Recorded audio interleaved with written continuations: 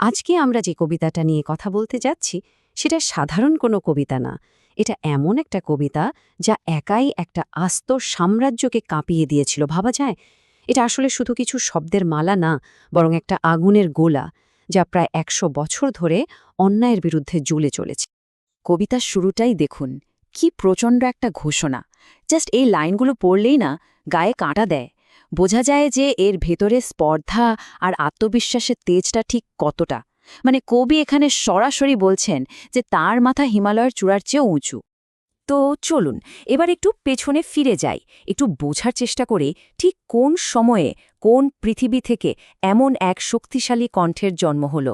ভাবা যায়, একজন কবির একেবারে প্রথম বই, আর সেই বইয়ের মধ্যেই এমন একটা বিস্ফোরণ।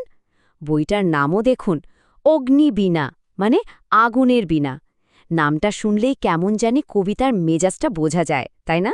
এটা কিন্তু আসলেই বাংলা সাহিত্যে একটা নতুন যুগের সূচনা করেছিল। সময়টা খেয়াল করুন, ১৯২২ সাল, মানে ভারতবর্ষ তখন ব্রিটিশ শাসনের একেবারে জাঁতাকলে পিষ্ট। আর ঠিক সেই সময়ে এই কবিতাটা ছিল ওই শোষণ, ওই অবিচারের বিরুদ্ধে একটা সরাসরি বজ্রপাতের মতো। যখন চারিদিকে একটা দমবন্ধ করা নীরবতা, ঠিক তখনই কিন্তু নজরুলের কলম গর্জে উঠেছিল। আচ্ছা, এবার আসা যাক আসল প্রশ্নে। এই যে বিদ্রোহী বিদ্রোহী বলছি আমরা, এই বিদ্রোহীটা আসলে কে? সে কি শুধুই একজন সাধারণ মানুষ, নাকি আরও কিছু?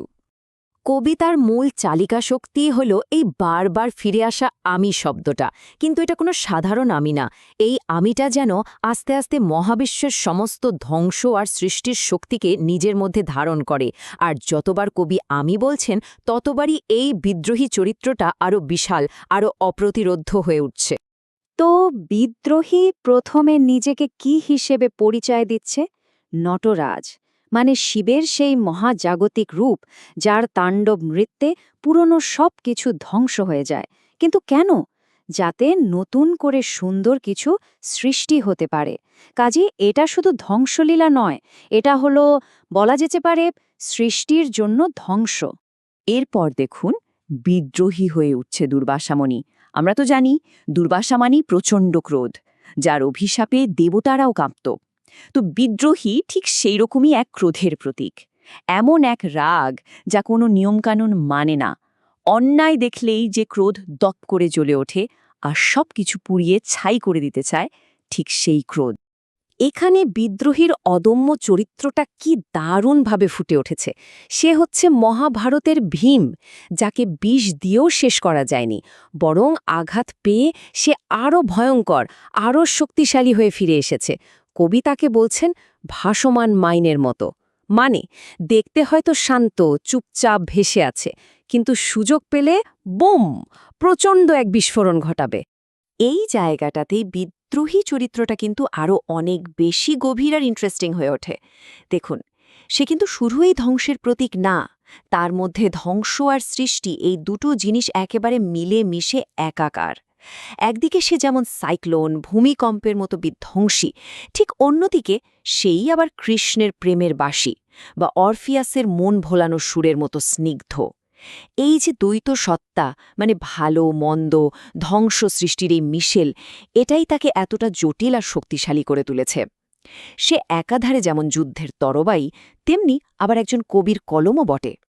আর বিদ্রোহীর পরিচয়ের ব্যাপ্তিটা দেখলে তো সত্যি অবাক হতে হয়। সে কখনো চেঙ্গিস খানের মতো ঐতিহাসিক যোদ্ধা, তো কখনো পরশুরামের কোঠারের মতো পৌরাণিক অস্ত্র। আবার দেখুন, সেই কিন্তু বলরামের লাঙল, যা দিয়ে নতুন ফসল ফলে, মানে সৃষ্টির প্রতীক। সে আবার ইসরাফিলের সিংহা, যা শেষ বিচারের ঘোষণা দেয়। আবার সেই ধর্মরাজের দণ্ড, মানে ন্যায়ের প্রতীক। কিন্তু সবচেয়ে গুরুত্বপূর্ণ যে বিষয়টা, সেটা হলো সে হয়ে উঠেছে সাধারণ শোষিত মানুষের যন্ত্রণা, বিধবার বুকের ক্রন্দন শ্বাস। মানে ইতিহাস, পুরাণ, ধর্ম আর সাধারণ মানুষের কষ্ট, এই সব কিছু মিলেমিশে একাকার হয়ে গেছে ওই একটা মাত্র শব্দে, আমি। তো এতক্ষণ আমরা দেখলাম বিদ্রোহীর কত শক্তি, কত রূপ, কিন্তু প্রশ্নটা হলো এর শেষ কোথায়? এই বিদ্রোহীর চূড়ান্ত লক্ষ্যটা আসলে কি? আর এই প্রশ্নটাই কিন্তু পুরো কবিতাটার একেবারে কেন্দ্রে রয়েছে। এত যে ধ্বংস, এত ক্রোধ, এত গর্জন, এই সব কিছু থামবে কবে? কখন শান্ত হবে এই বিদ্রোহী? আর ঠিক এইখানেই কবিতাটা তার চূড়ান্ত পর্যায়ে পৌঁছে যায়। কবি নিজেই এর উত্তর দিচ্ছেন, বলছেন, বিদ্রোহীর এই লড়াইটা কোনো ব্যক্তিগত লড়াই না। তার এই ক্রোধ, এই গর্জন ততক্ষণে চলবে যতক্ষণ না এই পৃথিবীতে একজনও নিপীড়িত মানুষের কান্না শোনা যাবে, যতক্ষণ না অত্যাচারীর তলোয়ার ঝনঝন করা বন্ধ হবে। মানে পরিষ্কার কথা, এই বিদ্রোহ তখনই থামবে যখন পৃথিবীতে পুরোপুরি ন্যায় আর শান্তি ফিরে আসবে। তো চলুন এবার একটু দেখি কিভাবে এই কথাগুলো, এই কবিতার শক্তিটা একটা স্থায়ী প্রভাবে পরিণত হলো। আসলে বিদ্রোহী শুধু একটা ঐতিহাসিক কবিতা হয়েই থেমে থাকেনি, এটা যেন সব সময়ের জন্য পৃথিবীর সমস্ত নিপীড়িত মানুষের একটা সঙ্গীত হয়ে উঠেছে, যে কোনো স্বৈরাচারের বিরুদ্ধে প্রতিরোধের এক দারুণ প্রতীক। ভাবুন, ব্রিটিশরা তো চলে গেছে, কিন্তু দুনিয়া থেকে কি অত্যাচার শেষ হয়ে গেছে? যায়নি। আর ঠিক এই কারণেই বিদ্রোহী আজও এতটা প্রাসঙ্গিক। পৃথিবীর যে প্রান্তেই অন্যায়, অবিচার, শোষণ চলছে, সেখানেই যেন নজরুলের এই শব্দগুলো নতুন করে শক্তি যোগায়, নতুন করে প্রাণ পায়। এটা এখন সব মুক্তিকামী মানুষের কণ্ঠস্বর। কবিতাটা লেখা হয়েছিল প্রায় ১০০ বছরেরও বেশি সময় আগে, কিন্তু এর মূল যে বার্তা, যে সুর, সেটা আজও আমাদের সবাইকে ভাবায়। আজকের এই পৃথিবীতে আমাদের এই সময়ে অন্যায়ের বিরুদ্ধে রুখে দাঁড়ানোর মানেটা ঠিক কি? এই গভীর প্রশ্নটাই কিন্তু বিদ্রোহী কবিতাটা আমাদের সবার জন্য রেখে গেছে।